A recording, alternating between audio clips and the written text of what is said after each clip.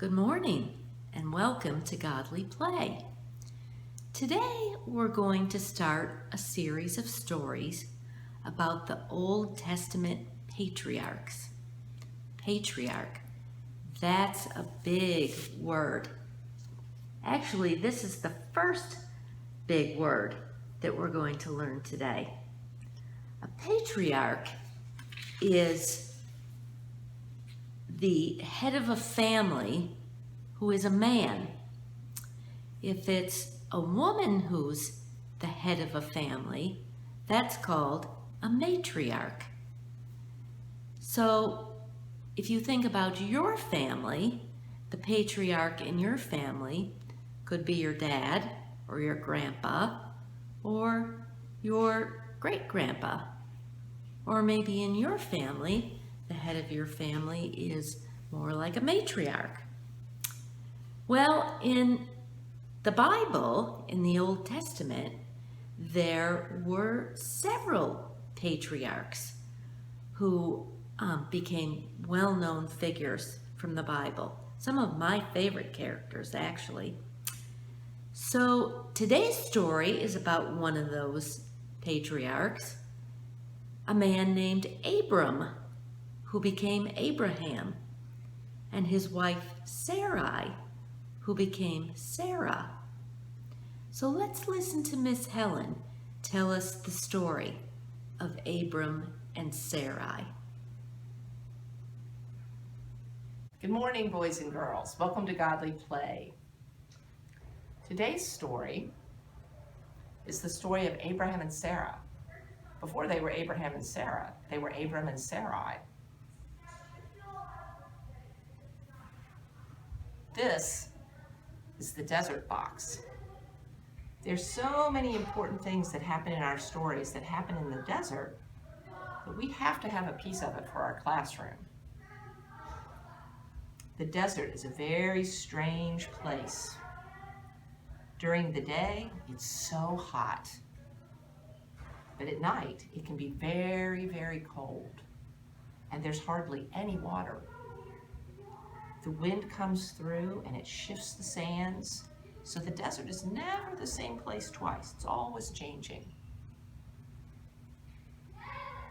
Long ago, there was a city called Haran.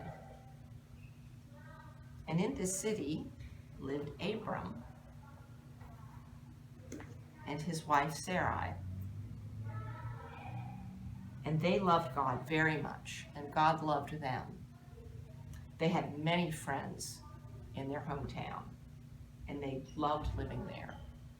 But one day, God said to Abram, I want you to take Sarai and move into the desert to another place that I'm going to show you. And Abram said, where? And God said, I'll show you, and I will always be with you. I will bless you, and I will make you a blessing as well. So Abram and Sarai moved into the desert. They didn't know where they were going. And they wandered around, and they looked at different places, and finally, they came to a place called Shechem. And God told them that this is where they should live. So they established a home there, and God was with them. And they were so grateful that they built an altar to God there in Shechem.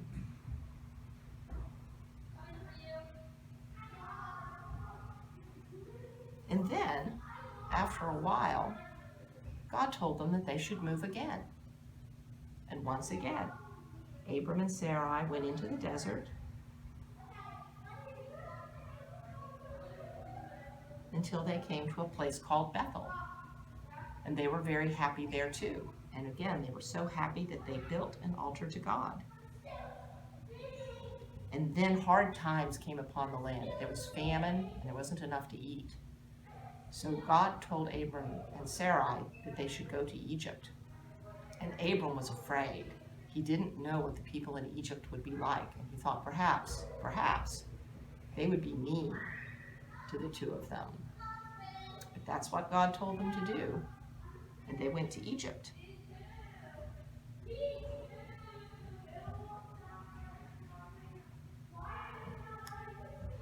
But the people of Egypt welcomed them and took care of them and gave them food to eat and a place to live. And they were very happy there. And then God told them that they should move again.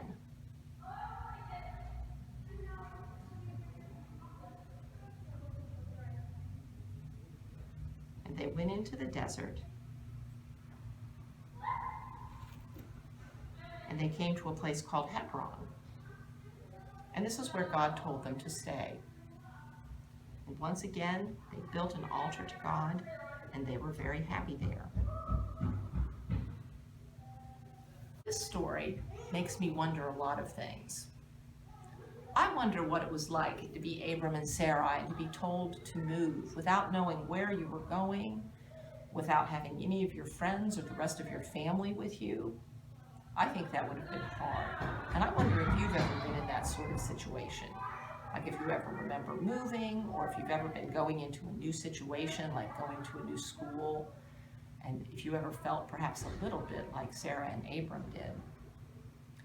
And I wonder if it was hard for them to do that. And I wonder too how they felt when they knew that God was with them in all those different places and how that made them feel. And I wonder what God was doing while they were moving around from place to place. And probably the biggest thing I wonder is how many places can God be? So perhaps you could wonder about those things with me, and perhaps someday we could talk about that. All right, well, goodbye until next week. I hope you have a good week. Bye-bye. Miss Helen did a lot of good wondering about this story, and I bet you did too. Did you wonder about what it's like to move from place to place? Well, I don't have to wonder about that because I've done it. Over about a 10-year period, I moved between 4 states. I lived in Connecticut, and I moved to New York, then I moved to Wisconsin, and then I moved to Pennsylvania. Now, Miss Helen taught us another big word, and that word is intrepid. Intrepid means somebody who's willing and even eager to take on new challenges, face new adventures, and doesn't feel anxious or afraid, or maybe even the least bit nervous about doing those things. Miss Helen used that word to describe Abram and Sarai. Now, when I was moving from place to place, I never thought of myself as intrepid. I might have thought of myself as adaptable, which is another good word, but I didn't think of myself as intrepid. And I never thought of myself as moving from place to place because God was telling me to do that. But I did think about the fact that God was with me as I moved from place to place. One of the things that I would do when I got to my new city was to look for a new church home. And the reason I did that was because usually the people that you meet at church are very nice people and people who want to help you and welcome you into their church family. And that makes the move from place to place just so much easier. Based on the story of Abram and Sarai, I think they met some people like that in Egypt. Miss Helen described those people as welcoming and helpful. So I think we have a lot of great things to wonder about this story of Abram and Sarai. I think we've already done a lot of great wondering. And I hope you think about what it means to be intrepid, and you become a little bit like that in your life. And I hope that you think about the people that you know at our church and in our church family, and think about the ways that they can show you that God is with you everywhere. Well, I have one more big word for you today, and that word is tactile. Do you know what tactile means? The best way I have to describe tactile is that people who are tactile like to touch things, and it makes them feel better when they're touching things. So in our Godly Play classroom, we have a lot of materials that we can work with, and people who are tactile like to work with a lot of those materials. Now, the reason that today's story makes me think about being tactile is because of the desert and the sand. And sometimes we like to put our hands in the desert box, or we may even like to put our feet in the desert box. And we like the feeling of sand going through our fingers and moving the sand around. And that's all part of being tactile. Well, there's something else I learned last week about being tactile, is that sometimes it helps you to hold and touch a little object. A friend of mine called this object, could be anything. Mine happens to be made out of beads and pipe cleaners. My friend who made this for me calls it a fidget. And I understand why it's called a fidget, because I can hold it in my hand and I can fidget with it. And because I'm a tactile person, it just somehow makes me feel better to hold it and to move my fingers around it, oops, and drop it on the floor where I can't reach it now.